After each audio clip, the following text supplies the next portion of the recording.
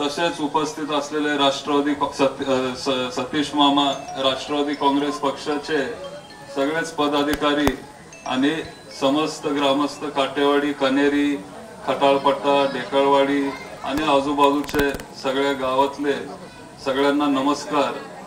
खरं तर आता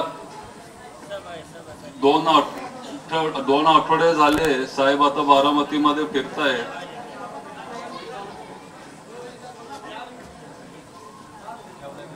सगळ्यांना विनंती, थोडं जरा शांत राहा। हॅलो, आपसात बोलू नका प्लीज, प्लीज कीप सायलेन्स।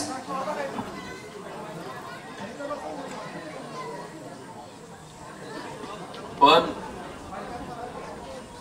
संपूर्ण बारामती आपलं घर जरी असलं तरी आता आपण खऱ्या अर्थानं आपण घरी आलोय, आपण आता आपल्या गावामध्ये आलोय आणि काटेवाडी कनेरी हे आपलं मूळ गाव आहे आणि इथं तुम्ही सगळे मोठ्या संख्येने उपस्थित इथं राहिल्यामुळं तुमच्या सगळ्यांचा मी आभार व्यक्त करतो आणि तुम्हाला धन्यवादही देतो। जेव्हा आपण सगळ्यांनी प्रचार सुरू केलेला लोकसभेचा, तेव्हा जर कुठल्या गावात दबाव किंवा दहशत किंवा धमक्या जर देत असतील तर ते हे काटेवाडी, कनेरी आणि हा पट्टा होता आणि खूप पैशाचा गैरवापर झाला। धमक्या असतील, दडपशाही असेल, इथले स्थानिक पुढारी असतील, त्यांनी तुमच्यावर खूप दबाव टाकलेला आणि तुम्ही सगळे आम्हाला येऊन भेटत होता। राजू दादांना भेटत होता, मला, माझे वडील पण, श्रीनिवास बापू ते पण इथं येऊन गेले।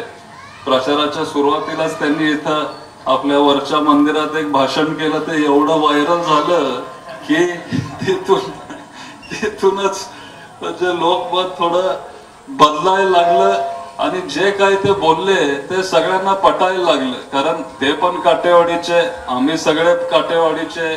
शेवटी साहेबांचं गाव हे काटेवाडी। आज दुसऱ्या जबाबदाऱ्यांमुळे त्यांना दिल्लीला जावं लागलं, मुंबईमध्ये जावं लागलं, पण शेवटी मूळ गाव हे मूळ गावच असतं आणि अनेक वर्ष ते इथं काटेवाडीमध्ये राहत होते। आत्ताच आम्ही इथून डोर्लेवाडीवरून येत होतो, येत असताना सगळे जुने गोष्टी आम्ही बोलत होतो। पूर्वी राजूदादा पण इथं खालती खटाळपट्ट्यामध्ये राहायचे, आमचं सगळ्यांचं लहानपण तिथं गेलं। काटेवाडी असेल, माझी आजी आज तिथं राहते, तिथं मी जात असतो।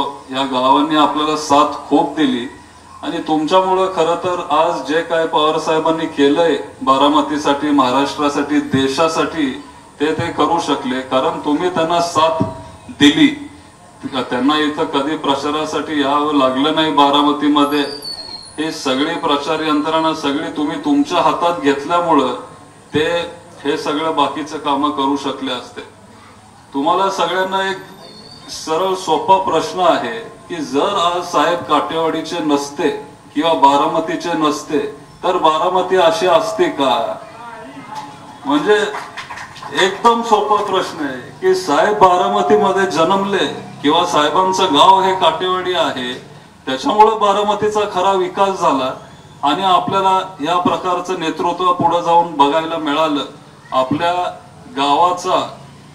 गावातले 4 वेळा मुख्यमंत्री झाले, संरक्षण मंत्री झाले, कृषी मंत्री होते 10 वर्ष, अनेक पद त्यांना मिळाली आणि त्यांनी त्याचं चांगलं काम पण करून दाखवलं आणि काटेवाडीकर असतील, कनेरीकर असतील आणि सगळे बारामतीकरांना अभिमान आहे की हे खरं तर आपल्या गावाचे आहेत। आज जेव्हा आपण बाहेर जातो, आपण लोकांना सांगतो मी काटेवाडीचा आहे, तुम्हाला सगळ्यांना अनुभव असेल, कुठेही गेला महाराष्ट्रामध्ये, देशात, जेव्हा तुम्ही म्हणता मी काटेवाडीचा आहे, मी बारामतीचा आहे, लगेच लोक काय म्हणतात? पवार साहेबांचं गाव। आज पण कुठेही जाऊ दे, मंत्रालयाला जरी काय काम असेल, पुण्यात काय दुसरं काम असतील, तुम्ही सांगितलं काटेवाडीचं आहे, मी लगेच खुर्ची देतात बसायला, लगेच तुम्हाला चहा विचारतात। म्हणजे जो काय रिस्पेक्ट आपल्याला मिळतो हा कुणामुळे आहे हे सगळं आपण सगळ्यांनी लक्षात घेतलं पाहिजे। आता बोलत असताना तुम्ही म्हणाला की तुमच्यावर खूप दबाव होता, 95% चॅलेंज वगैरे वगैरे, तरी पण तुम्ही सगळ्यांनी खूप चांगलं काम केलं, त्याच्यामुळे काय असं वाईट वाटून घेऊ नका। म्हणजे माझे स्वतःच्या अपेक्षापेक्षा तुम्ही जास्त काम ते करून दाखवलं. आपल्याला तुम्हाला पण ते जाणवत असेल की आपल्याला खूप अवघड होतं काटेवाडीमध्ये, खूप दबाव होता, पैशाचा वापर खूप केला, तरी पण तुम्ही लोकांनी एकदम फक्त 101 मतांनी आपण इथं कमी पडलो. हे जास्त काय कमी नाहीये.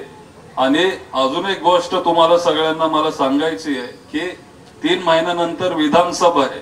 त्याच्यामुळे आता जरी आपण 100 मतांनी कमी पडलो, 3 महिन्यांनी तुम्ही त्यांना दाखवून द्या की परत एकदा ही तुमच्यासाठी संधी आहे आणि 100 मतांनी आपण पुढं कसं असलं पाहिजे हे तुम्ही आता पुढच्या विधानसभाच्या इलेक्शनला तुम्ही सगळ्यांना दाखवून दिलं पाहिजे. आणि हा सगळाच पट्टा कनेरी असेल, काटेवाडी आणि खालती डेकळवाडी पर्यंत.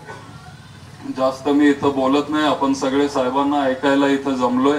तुम्ही सगळे इथं आलात, सगळ्यांनी खूप चांगलं काम केलं. वाटून घेऊ नका की तुम्ही कमी पडला, अजिबात नाही. मला माहिती आहे इथं किती अवघड परिस्थिती होती, तरी तुम्ही सगळ्यांनी चांगलं काम केलं. तुमच्या सगळ्यांचा मी आभार व्यक्त करतो. तुम्हाला सगळ्यांना धन्यवाद म्हणतो आणि माझे 2 शब्द संपवतो. एबीपी माझा, उघडा डोळे बघा नीट.